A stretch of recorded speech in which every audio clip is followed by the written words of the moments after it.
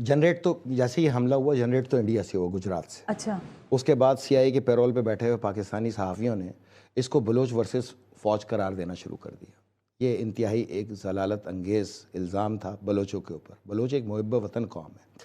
कुल आबादी बलोचों की 80 लाख डिक्लेयर हुई, 70 से 80 लाख के दरमियान बलूचिस्तान के अंदर, लेकिन बलूचिस्तान में जो बलोच रहते हैं वो सिर्फ 20 लाख। बाकी 57 लाख बलोच कराची में रहते हैं। ये भी तो अवाम है ना, बलोच है, बलोचों की ठेकेदारी तुम्हारे बलोच सरदारों के पास नहीं है। यहाँ बलोच जो है वही बलोच है, वही अवाम है। ये वो अवाम है जो वसाइल ना होने की वजह से हिजरत करके यहाँ आए। 15 लाख बलोच रहते थे, आज 57 लाख बलोच है। तो ये जो बलोच आए हैं 40-45 लाख, ये है वहाँ की बलूचिस्तान की अवाम। इसकी अवाम की बात मानी जाएगी, वहाँ के बलोचों की अवाम नहीं मानी जाएगी, इसलिए कि वो माइनॉरिटी के अंदर है, यहाँ पर अक्सरियत के अंदर है। तो बलोचों की ठेकेदारी का किसी को कोई हक नहीं। ये अवाम खुद एक बाशऊर अवाम है। बात कहती है। देखें, जो हकूक की बात की जाती है, अब मैं पूछता हूं, पब्लिक सेक्टर डेवलपमेंट फंड के जरिए हजारों अरब रुपए हमने बलूचिस्तान को दिए। प्राइम मिनिस्टर तक 65 अरकान है, 64 अरकान वजीर थे जब आगाज हकूक बलूचिस्तान का आगाज किया। मैं उस वक्त पॉलिटिकल सेक्रेटरी था सदर का। इतना पैसा दिया, अरबों रुपए दिए, हजारों, वो कहाँ लगे? तुम्हारा काम था लगाना, स्कूल बनाना, कॉलेजेस बनाना, अस्पताल बनाना, जो तुमने नहीं बनाई क्योंकि तुम अपना तालीम आम करना चाहते हो ना, वहां पे अस्पताल बनाना चाहते हो, तुम अपना गुलाम और रियाया रखना चाहते हो। माइंडसेट का फॉल्ट तुम्हारे जहन में है, इसको विभाग पे इल्जाम मत नहीं दो। विभाग ने पूरा हक दिया है, तुमने उन हकूक को मारा, तुम्हारी दुश्मनी में ये बीएलए बनी, तो बाद में तुमने सियासी अंदाज के अंदर इसको फौज की तरफ मोड़ दिया। असल हकाइक की तरफ आओ कि बीएलए की हकीकत क्या है, आगाज क्या था? ठीक है, तुमसे नफरत थी, सरदारों से नफरत थी। अच्छा, इसमें ये नहीं कि सारे सरदार ऐसे हैं, बहुत काबिले अमल सरदार भी रहे, अताउल्लाह महंगल साहब रहे, अकबर बुख्ती साहब रहे, मीर गौसबख्श बजंजो साहब रहे, ये दरवेश थे, हम इनको सरदार नहीं मानते, ये अपने इंसाफ की वजह से मशहूर थे। अब उन्हीं का एक जो फर्जंद है अख्तर मेंगल मौजूद, अख्तर मेंगल है, बिल्कुल दरवेश शिफ्ट है, बिल्कुल। डॉक्टर मालिक है बजंजो साहब की पार्टी के, वो उनका असासा है, वो भी दरवेश शिफ्ट जी, बिल्कुल। तो हर एक, हम इनको सरदार भी नहीं मानते, बिल्कुल, ये बड़े बहुत इंसाफ करने वाले अच्छे लोग हैं। लेकिन जो बाकी सरदार हैं जो पार्लियामेंट में बैठे हैं वो गासिब है। असल जो हकूक गजब किए हैं उन्होंने किए हैं। हजारों अरब रुपए का इनसे हिसाब लिया जाए कि क्यों स्कूल नहीं बना। अच्छा, वो सारे बलोच इधर आ गए, हमारे पास आ गए, कराची आ गए। अब मैं आपको बताऊं कि इनको बताऊं कि हकूक कैसे दिए जाते हैं। मैं सदर रहा 11 महीने 8 दिन और 3 महीने 5 दिन। इसके अंदर ये 57 लाख बलोचों के पास जाओ और उनसे पूछो तुम सारे सरदार कि हकूक कैसे दिए जाते हैं, कि मैंने इनके कदमों पे इनका एक एक हक रखा है इनके घरों पे ले जाकर।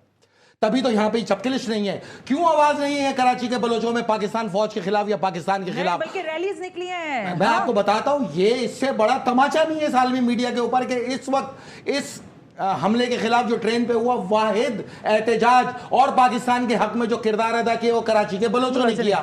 6 मुकामात पर रैलियां निकली और जब तक तुम पीटीआई वाले तमाम सहाफी और पीटीआई के ओहदेदार इस जहर फैलाने के ऊपर माफी नहीं मांगोगे, ये बलोच कराची के तुम्हें जवाब देंगे मुसलसल, तावक के तुम्हें माफी की दहलीज पे ना लेके आए। तो हर बलोच को दहशतगर्द कहना, हर बलोच को फौज के खिलाफ सफावर करना, हमलावर कहना, ये बलोचों की तौहीन है। देखें, आज तक कराची के अंदर बलोचों का किसी आबादी के साथ कोई मसला नहीं रहा, कोई झगड़ा नहीं रहा, कोई फिरकावारियत नहीं। मैं उनका सदर रहा हूं, हमने सियासत ही उनमें की है। बिल्कुल ऐसे ही है। पाकिस्तान पीपल्स पार्टी की तो पूरी सियासत 99% पार्टी में थे और मेरे बाजू थे। अब मैं आपको बताऊं कि बलोचों के कॉस्ट क्या है। कलमती, बरोई, गबोल, हूत, सरबाजी, हिशकोरी, जत, जामोट, रिंद, मरी, बुगटी, ये वहां बलूचिस्तान में भी है, कराची में भी है। बिल्कुल है, बिल्कुल। कराची के 2 यानी कि 4 कौमी असेंबली की सीट और 8 सूबाई असेंबली की सीट लेते ही बलोच।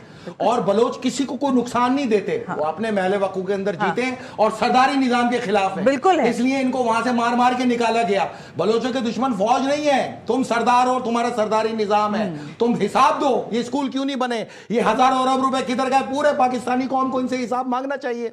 देखें, मेरी वफादारी में तहरीक तालिबान पाकिस्तान ने जिन बलोचों को मारा, जो मेरे राइट विंग थे, जो मेरे बाजू थे, उनमें मीर हसन बरोई, अब्दुल हमीद बरोई, आमिर गबोल, सरफराज बलोच, मीर अब्दुल हई बलोच, सफदर बलोच, हनीफ अमल बलोच, ये वो थे जो मेरे सबसे सफ़े अव्वल के किरदार थे और इनकी जेबों में डाल डाल के पर्चे भेजे गए कि फैसल रजा अब्दी को तोहफा है।